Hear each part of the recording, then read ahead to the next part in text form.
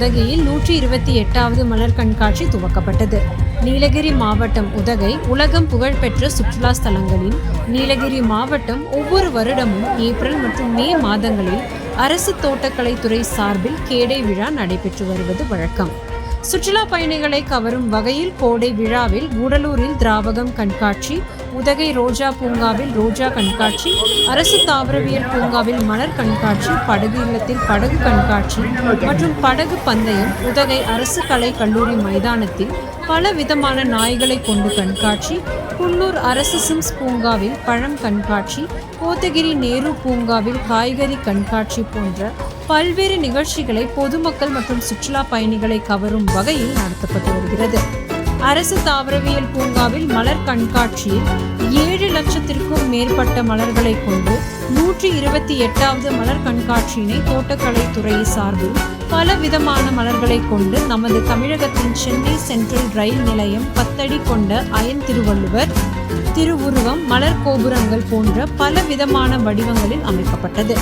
கோடை விழாவின் முக்கிய நிகழ்ச்சியான மலர் கண்காட்சியை காண நமது மாவட்டம் மட்டுமின்றி வெளிநாடுகளில் இருந்தும் வெளி மாநிலம் வெளி மாவட்டம் இருந்தும் பல்லாயிரக்கணக்கான சுற்றுலா பயணிகள் வந்து இவைகளை ரசித்து செல்கின்றனர். சட்டமன்றத்தை தேர்தலை முன்வைத்து இந்த ஆண்டு கோடை விழா சிறிது தாமதமாக துவக்கப்பட்டு மலர் கண்காட்சிகளை உதகை சட்டமன்ற உறுப்பினர் போஜராஜன் அவர்கள் ரிப்பன் வெட்டி துவக்கி வைத்தார். இந்நிகழ்ச்சியில் பிஜேபி மாநில செயலாளர் அன்பரசன், மாவட்ட தலைவர் தர்மன், மாவட்ட துணைத் தலைவர் அருண்குமார், உதகை நகர தலைவர் முத்து கார்த்திக் மற்றும் மாவட்டம் உதகை நகரம் நிர்வாகிகள் பலர் கலந்து கொண்டு சிறப்பித்தனர்.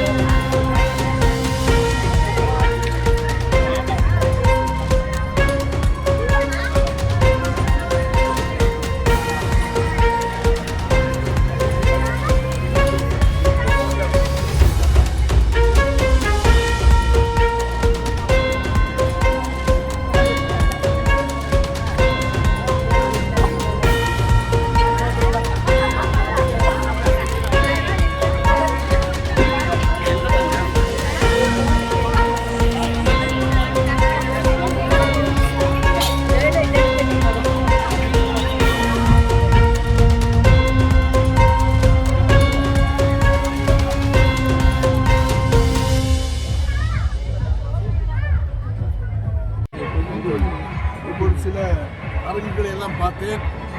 மிக சிறப்பாக செய்திருக்கிறார்கள். மக்களும் ஆர்வமாக இங்கு வந்திருக்கிறார்கள். ஆனால் மனதிலே ஒரு சிறு குறைபாடு எனக்கு இருக்கின்றது. 128வது ஆண்டு ஒரு பாரம்பரியமிக்க ஒரு மலர்காட்சி விழா என்பது தமிழகம் மட்டுமல்ல பாரத தேசம் முழுவதும் சுற்றுலா பயணிகள் எல்லாம் இங்கு வந்திருந்து இந்த குழு சீசனில் இங்கெல்லாம் அவருடைய மகிழ்ச்சியை தெரிவித்து குழந்தைகளுடன் ஆர்வமுடன் பங்கேற்பதையெல்லாம் நாம் பார்க்கின்றோம். ஆனால் இந்த ஆண்டு ஒரு துவக்க விழா என்பது